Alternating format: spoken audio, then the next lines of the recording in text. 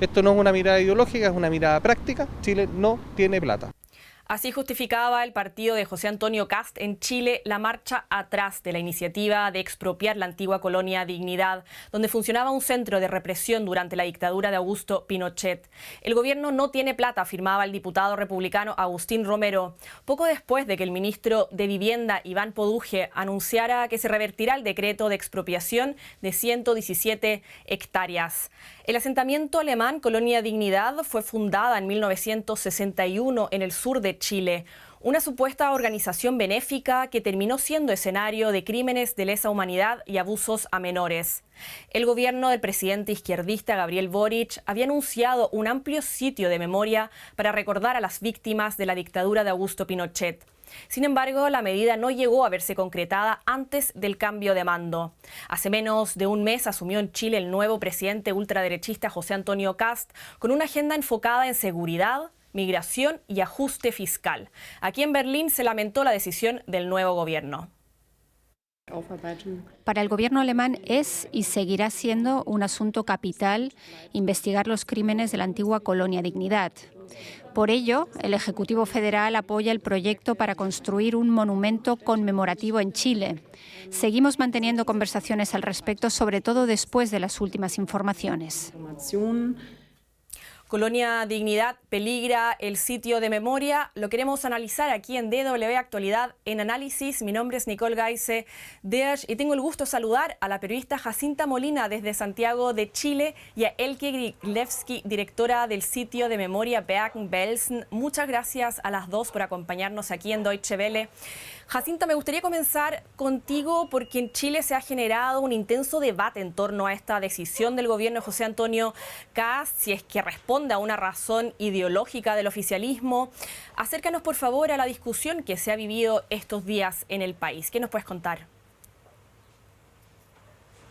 ¿Qué tal, Nicole? Gracias por esta invitación. Bueno, el gobierno ha dicho que no se trata de una decisión ideológica, sino más bien tiene que ver con temas de presupuesto. Y todo esto comenzó hace menos de una semana cuando el ministro de Vivienda, Iván Poduje, en una entrevista con el diario de La Tercera, habla de reversar la decisión que había anunciado la administración anterior del presidente de izquierda, Gabriel Boric, de realizar esta expropiación para dar paso a la construcción de este memorial, expropiación de parte de los terrenos de la ex colonia Dignidad. Lo que dice el ministro de Vivienda es que mediante otro decreto ellos quieren anular esta determinación y dice que solamente es por razones de presupuesto, que su cartera no cuenta con los recursos. De hecho, habla de que esto costaría unos 50 millones de dólares, que no se puede concretar y por lo tanto en vista también de un recorte de presupuesto que ha solicitado el Ministerio de Hacienda al resto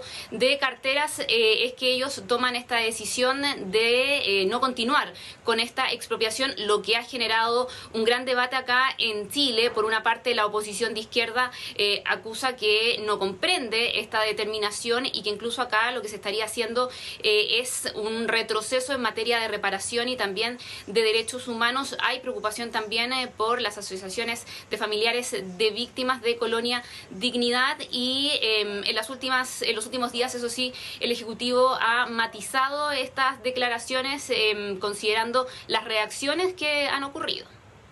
Un retroceso en materia de derechos humanos y claro, hay que considerar que la expropiación de estos terrenos era uno de los proyectos emblemáticos de la administración de Gabriel Boric, que lo había anunciado el año pasado, el año 2025, durante la cuenta pública. Elke, voy contigo. Yo sé que no trabajas actualmente en el gobierno alemán, pero tengo entendido que estuviste asesorando durante varios años al Ministerio de Relaciones Exteriores en relación a esta materia y escuchábamos recién a la portavoz del Ministerio de Exteriores alemán lamentar la decisión y asegurar que se seguirán manteniendo conversaciones al respecto. ¿Qué se puede esperar de ese tipo de conversaciones? Bueno, yo creo que si uno quiere esperar algo de esas discusiones, de esas charlas, yo creo que es importante no equiparar la expropiación con la instalación de un sitio de memoria. O sea, yo creo que es sumamente importante seguir las discusiones con los grupos de víctimas en el sur, con las personas que viven en la Villa Baviera, porque con todo el proceso que se ha dado desde el 2014, hay varios habitantes en la villa misma que desean tener un sitio de memoria allí. O sea que yo creo que tenemos que confiar en que siga la discusión para entrar en un proceso de instalar un sitio de memoria y no solamente decir porque no va a haber expropiación, ya no va a haber sitio de memoria. O sea, yo creo que es más vale verlo de una forma productiva y pensar cómo podemos seguir adelante también en una situación que se haya dado una decisión de no expropiar es un gran terreno que fue designado para la expropiación y yo creo que más vale comenzar con pasos más pequeños. Es interesante lo que comentas porque de hecho José Antonio Kast aseguró esta semana que la magnitud del proyecto no es razonable, dijo, pero que se podría acotar a un espacio de reflexión y encuentro. Dijo, Jacinta, ¿tú tienes más detalles al respecto? ¿Qué espera hacer concretamente el gobierno chileno? ¿Se sabe algo? Claro, lo que comentaba el presidente Kast va en línea con lo que yo te adelantaba, que es cómo el Ejecutivo ha matizado estas declaraciones en los últimos días a raíz del revuelo que ha causado y sobre todo también teniendo en cuenta la reacción que se ha conocido por parte del gobierno alemán en vista del trabajo conjunto que se llevaba a cabo por esta materia. El ministro del Interior, Claudio Alvarado, después de estas declaraciones del presidente Kast, ha repetido esta idea de hacer algo más acotado. Recordemos que el gobierno en las últimas determinaciones que ha adoptado desde que llegó al poder ha tenido una postura marcada con este déficit fiscal del cual ellos hablan que les ha llevado a tomar ciertas medidas y esta por cierto tiene que ver con aquello y es el discurso que ha mantenido el Ejecutivo. Entonces lo que se habla acá es de poder hacer algo más acotado, que tenga un presupuesto menor y que así, dice el ministro del Interior, que también lo reafirma en una entrevista el ministro secretario general de la Presidencia, dar cumplimiento a los compromisos internacionales que hay en materia de este memorial y también la expropiación de estos terrenos de Colonia Dignidad. Ha dicho el gobierno que acá no hay un interés de no hacer un memorial, sino todo lo contrario, quieren llevar a cabo esta idea y también cumplir los compromisos internacionales que adquirió el Estado de Chile, pero están viendo la forma como hacerlo a través de un memorial quizás más pequeño, es lo que se ha tratado de sugerir, pero no se ha dicho específicamente qué, cómo, qué plazo, dónde sería, de cuántos terrenos sería, porque recordemos que el plan original contemplaba la expropiación de 117 hectáreas. Solo se han deslizado estas ideas generales. Es decir, no hay detalles al respecto, pero el gobierno de José Antonio Kast sí sigue con la idea de hacer un memorial en Colonia Dignidad, algo clave para las víctimas. Tú que has trabajado mucho con las víctimas de Colonia Dignidad, ¿cómo crees que recibía esta decisión del gobierno? Eso es difícil, o sea, no he estado en contacto las últimas semanas con todos, pero lo que sí sé es que en la villa todavía existe la opinión que sí vale la pena tener un sitio de memoria y si pensamos en un sitio de memoria yo creo que es sumamente importante fijarse en los edificios, o sea, más importante que un gran terreno, lo voy a llamar vacío, no está vacío, pero o sea, lo que es importante para el sitio de memoria allí son algunos edificios claves donde varios grupos de víctimas sufrieron o bajo la dictadura o también los habitantes mismos sufrieron la violación de derechos humanos, por ejemplo, en la así llamada Zippelhaus. O sea que hay que definir edificios que serían importantes como objetos mismos en un sitio de memoria. Yo creo, como quizá última oración, ¿sí? Lo importante es, yo creo que los grupos de víctimas que han ido diabolizando desde el 2014, ellos no van a retroceder en el proceso que ya se ha dado. O sea, cuando comenzamos el 2014, había muchos prejuicios los unos contra los otros, etcétera, y ha habido un proceso muy grande de diálogo que es sumamente importante y detrás de eso ya no van a retroceder.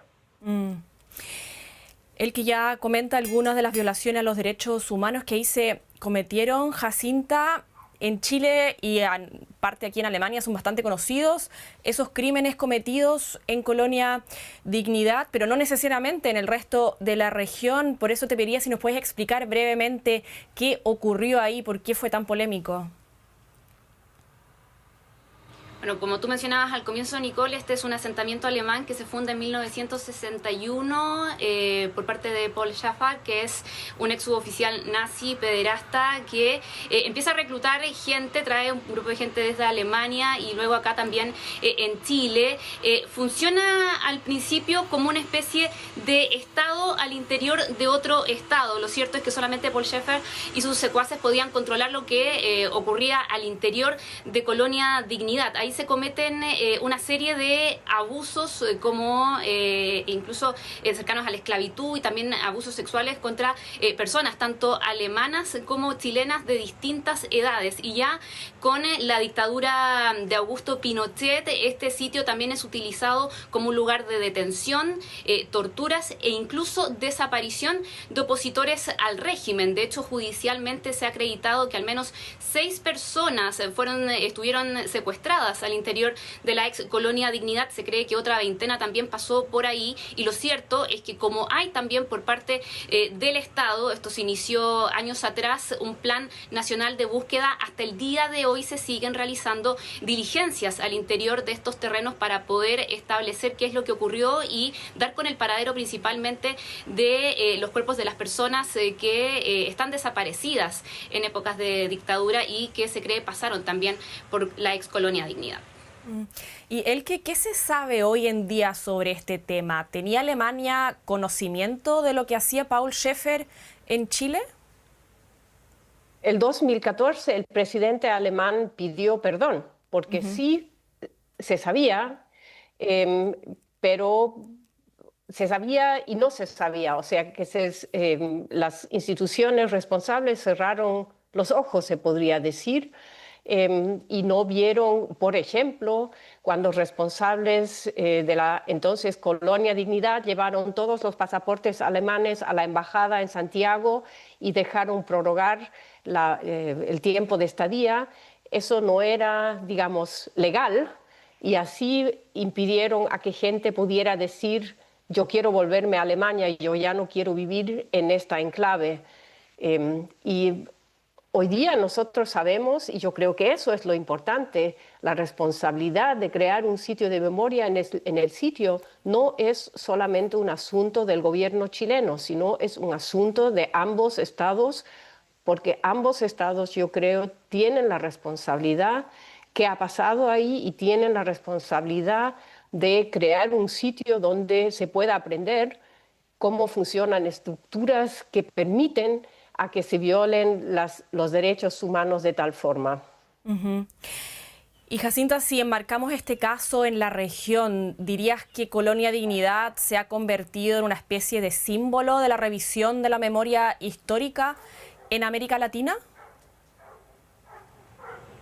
Sí, puede considerarse como tal y tiene también varios elementos que lo hacen muy relevante a nivel regional, no solamente porque involucra a 2 estados y también en una época muy sensible para la región, como fueron las dictaduras militares acá en América Latina. Por lo tanto, se ha considerado muy importante dar este paso y, como se mencionaba anteriormente, también contar con todos estos antecedentes, hacer esa revisión de la memoria histórica que en América Latina, sobre todo, ha costado muchísimo. No se ha hecho un trabajo quizás tan avanzado como en otros países fuera de la región, y con propuestas como estas, con medidas como estas que se estaban llevando a cabo mediante participación estatal, se buscaba precisamente hacer ese trabajo de revisión de memoria histórica y poder tener también una cultura de memoria histórica que hemos visto ha sido muy carente acá en la región en las últimas décadas.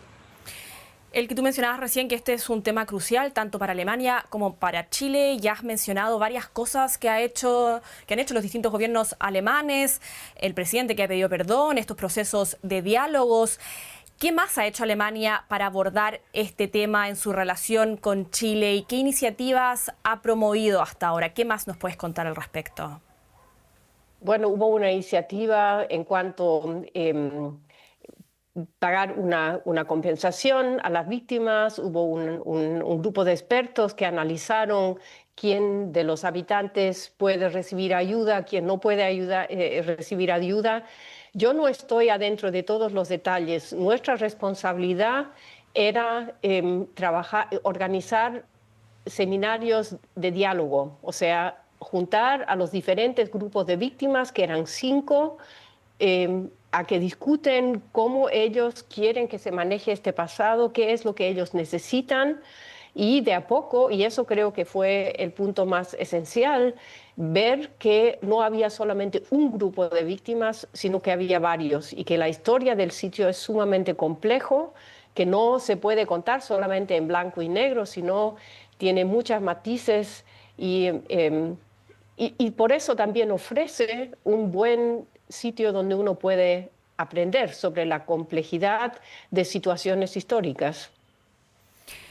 Y Jacinta, me gustaría que ya para ir terminando hablemos un poco más de estas primeras semanas del nuevo gobierno en Chile, porque consultado por el impacto de la decisión en políticas de memoria, Kast señaló que los derechos humanos que están siendo vulnerados hoy son los derechos humanos de los niños que viven hacinados y que por culpa de eso sufren de violencia intrafamiliar.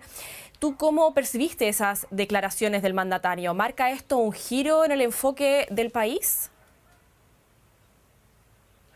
Un giro al menos de lo que se había visto en los 4 años anteriores con el mandato del expresidente de izquierda Gabriel Boric, sí, y a eso yo también sumaría otro antecedente que hemos conocido en los últimos días, que es el despido de 3 funcionarias que cumplían un alto rol en el Plan Nacional de Búsqueda, también relacionado con materia de reparación y derechos humanos en el país. El gobierno nuevamente niega que se trate de una determinación ideológica, sino más bien dice que acá hay razones técnicas e incluso que eran funcionarias de alta confianza, que no presentaron su renuncia al momento del traspaso de mando, pero están todos estos antecedentes que están generando controversia en el país. Lo cierto es que en términos de popularidad de estas medidas, en lo que tiene que ver con reparación y derechos humanos, no ha habido, por ejemplo, mediciones que den cuenta de cómo esto está afectando a la gestión del mandatario cuando ni siquiera cumple un mes en la presidencia. Sí hay otras que sabemos han hecho gran daño a su popularidad. La principal ha sido esta alza histórica en los combustibles, donde incluso ya las encuestas, la mayoría, de hecho todas las que se han publicado acá en Chile, muestran que la desaprobación del presidente Kast ha superado a su aprobación incluso a menos de un mes de haber asumido. El reporte de Jacinta Molina, nuestra periodista en Santiago de Chile, y aquí desde Berlín, Elke Gryglewski, directora del sitio de memoria Bergen-Belsen. A las dos, muchas gracias por haber estado el día de hoy con DW. Y a todos los televidentes, recuerden que también nos pueden seguir en redes sociales. Subimos estas entrevistas a Facebook, X, YouTube y también a todas las plataformas de podcast. Muchas gracias por haberse informado con nosotros. En nombre de todo el equipo, gracias y nos vemos. Que esté muy bien.